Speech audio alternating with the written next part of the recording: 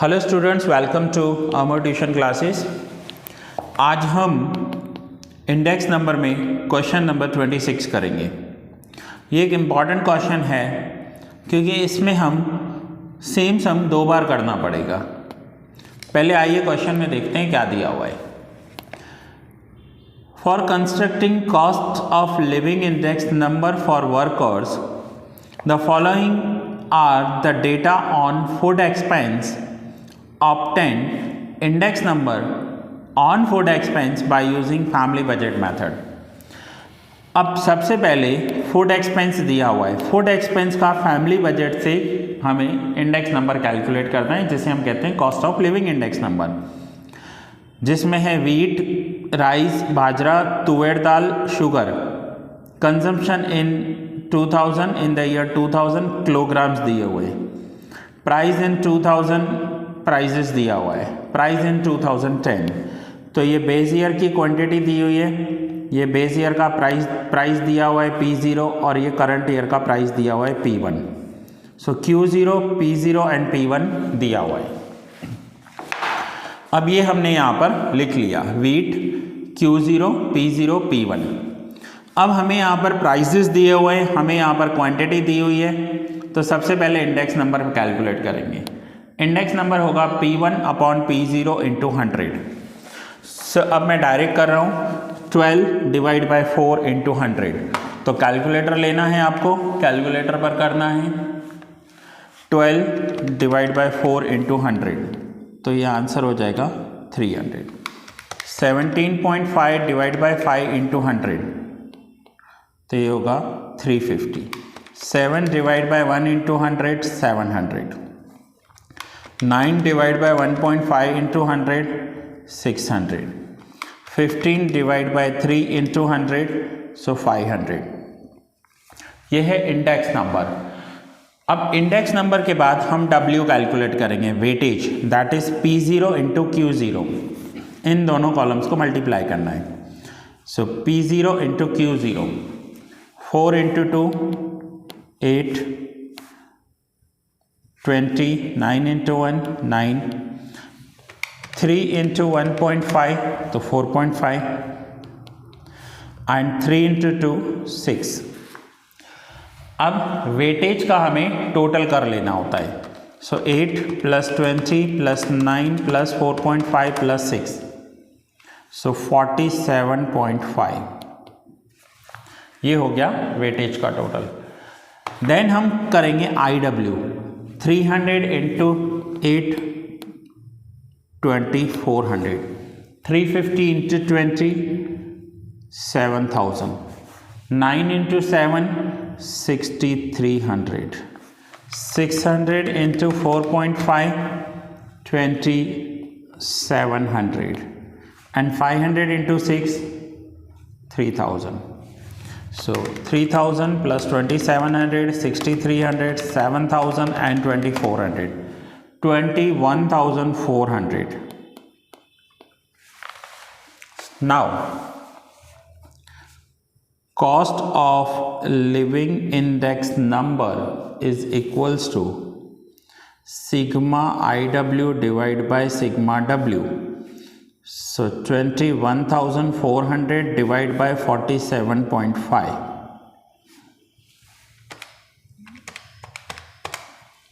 तो इसका जो आंसर आएगा वो होगा 450.5263 आ रहा है। सो जैसे हमने सीखा है 52 के बाद नेक्स्ट 2 डिजिट 50 से ज़्यादा है, सो 450.53 हो जाएगा। सो ये था क्वेश्चन नंबर 26। 450, ये मैंने आंसर आपको दिखा दूँ, 450.53 लिखा है। ठीक है, सो ये हमारा हो गया फूड का cost of living index number. अब ये जो 450.53 आएगा इसे हम यहाँ लिखेंगे। अब आगे क्वेश्चन में क्या दिया हुआ है, पहले मैं क्वेश्चन रीड कर रहा हूँ फिर आपको बताता जा रहा हूँ। अब आगे दिया हुआ है, if the price of cloth, rent, fuel and miscellaneous becomes cloth, rent, fuel and miscellaneous becomes 10 times यानी 10 गुना प्राइस हो गए। सो 100 इंटू 10 1000 हो जाएगा index number. 7 times 700, 5 times 500, 3 times 300 as compared to the respective prices in the year 2000. And also family spends 20%, 15%, 10% and 5% on these groups. Find cost of living index number. अब देखिए, जैसे जैसे inflation होता है, महंगाई बढ़ती है, फूड की भी महंगाई बढ़ी होगी, क्लोथ भी महंगा हुआ होगा, रेंट भी महंगा हुआ, फ्यूल भी, मिसलेनियस भी। 10 साल में 2000 से लेकर 2010 तक जो भी महंगाई बढ़ी, क्लोथ 10 गुना हो गया, यानी 100 रुपये वाला क्लोथ 1000 रुपया हो गया, रेंट 7 गुना बढ़ गया, फ्यूल 5 गुना बढ़ गया, मिसलेनियस 3 टाइम्स, और उनके वेटेज दिए हुए 20, 15, 10 एंड 5। फूड कितना महंगा हुआ, तो फूड के अलग अलग आइटम्स बताए हैं। तो पहले हमने इस टेबल में से कैलकुलेट किया कि फूड कितना महंगा हुआ, तो फूड का इंडेक्स नंबर आया 450, वो हमने यहाँ लिखा। इन सब का वेटेज दिया हुआ है, फूड का वेटेज नहीं दिया हुआ है। सो वेटेज का टोटल नहीं दिया हुआ हो तो 100 होता है, हमेशा परसेंटेज में 100 होता है, और ये परसेंटेज में थे 20, 15, 10, 5।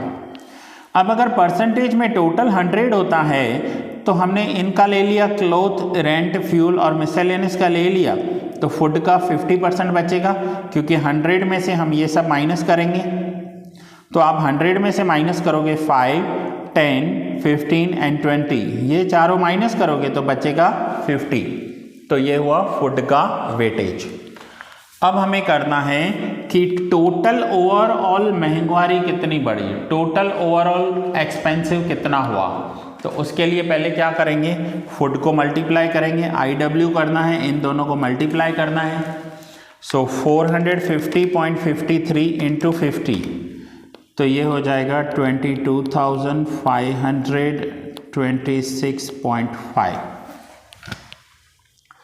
देन 1000 इंटू 20,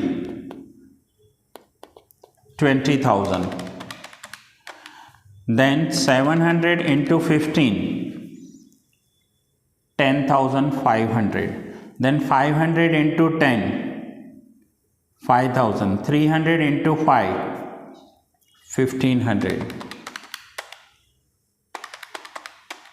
So total करेंगे 59,526.5। अब total cost of living index number कितना महंगा हुआ, cost of living index number, इसकी मीनिंग होती है कि हमारे रहने का जो कॉस्ट है वो कितना महंगा हो गया, sigma IW upon sigma W। 59,526.5 divide by 100,